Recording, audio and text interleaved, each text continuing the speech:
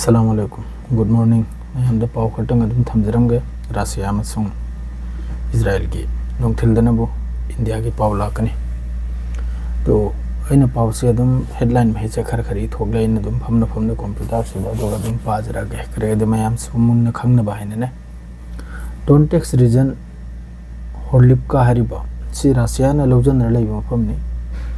Mafam asida Russia ge drone attack da hoin lawjan ra laiba mafam du da Lairiba Makoigi Ukraine Gilanmi Makaido, Timatakani Torse, drone taxi, the Equi ambulance, the Tabuk Suba, Karmachari Habitare Adugumba Muay Warkar Anima Sire, Madre driver Dunabuyam Satin Sopuani. Saviki don't Texas in Madre Somanamka, Rasagi Makai Degi Ukraine Kirsion region Herse. Asida darjan namgi mathakani drone attack tawkhrise asida sumyo marima siba dredimyo teret amnubu yam satin sokba asigi attack asida amakka atop form da attack amdanabu apartment anima building apartment anima pura khoigi sokle adu loinana yum puntram ga damage oirimni hojiki Kherson hariba region sidane Russia gi mohoi ming mai chaga jiktang kanum toy ko me moro bibya de karagum lal ba khot pe osme amna dum chum thok pi obne adre amakka governor Wadim Palestine na telegram da post amada Russia gi force na Donetsk area da miyo ani hatle miyo drama thoyma asokwa Donetsk Harmare Donetsk area da Adredi Zelensky na hairi mangi hatta da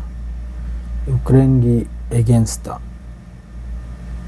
listing amagi mathak te air strike yenkro this is Zelensky ki statement ni listing gi mathak te air strike lagbhag listing am go chamri drone ekhoi gi side drone asina attack tawrake sini Ukraine gi hojiki keep oigera moigi somdana bo Donetsk oigera mafam sida Russia gi taraf tagi ni madre July mahina dana bo lising taruk ka sani ga lising taruk ka chahum dagi ahum taba drone attack tawki Russia gi taraf tagi madre hojik su Russia gi taraf te sublebte sahid drone oigera mo oigera sublebte dre somdana bo Palestine gi lage Palestine gi Makai degi Pau Khatang ngarang Al Jazeera gi reporter manga sibdu Palestini makaina makoi gi janaza makoi gi poloiba asiloi jalkhara Palestine da asida London Berlin Madrid Tunis Madrid Ramallah Madrid dunia pulmakta protest tawriba Europe country amamada sipuna magna sigi hojiki hat khariba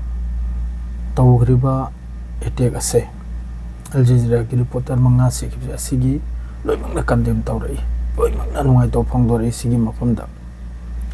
adreidi hojuk phawda ngasi ayuk tamyo itrani thoini sayid oirise sirise hatoise Israel gi attack ta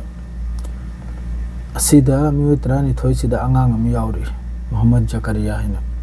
angang ama adreidi hojuk phawda chara sitlega chak phangdibda sirise no mi sani ga kulni thoi asida mi chamaga amana bu child ni angang na happy pikpa mi chamaga ma to haju phawgi de sev hoktani Ukraine gi gera Russia gi gera ral nong thilwai na bu India gi update to adum birakane adu Russia gi pause mo khoi gi ming makai si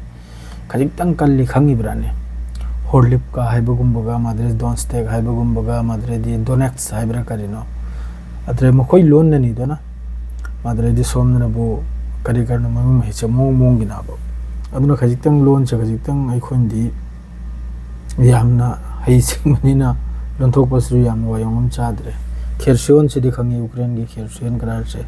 Kherson region se da darjan gi mathak tani Russia gi taraf tagi attack tawkri se sida mioi mari masiba mioi tred amu yam sathin sokpa madredi somnom ka na hajram ge adugi matungda makka apartment building ani so madredi yum kontra so damage oi bagi wani ko hojik ki Kherson region sida madredi governor Wadim Filiskin na telegram gi post amada Russia gi force na Donetsk area da myo ani hatle myo drama thoima so pomana dum phongdok chara imni telegram da madre somna makka Donetsk region da Horlivka Rus na lawjan khiba lawjan na leiba mafum asida Ukraine ge drone attack ta ambulance ta thabak suba worker ani sire driver du siam satin sok paiwani July mahina da 6297 drone attack ni tawkhri se July mahina sida Russia gi tarafte yam grab drone 6297 kra hare se hojik so adum tawri Russia na adum nairi adui mathak tam hogi di drone su madre di masana hojik te semba hore sai 136 kra hardo adunu yam saune attack to baiwani madu hojik phawgi de se khaktani ayuk ki morning news ni se makha tab do pung johor gi dam ko pijra ge assalamu alaikum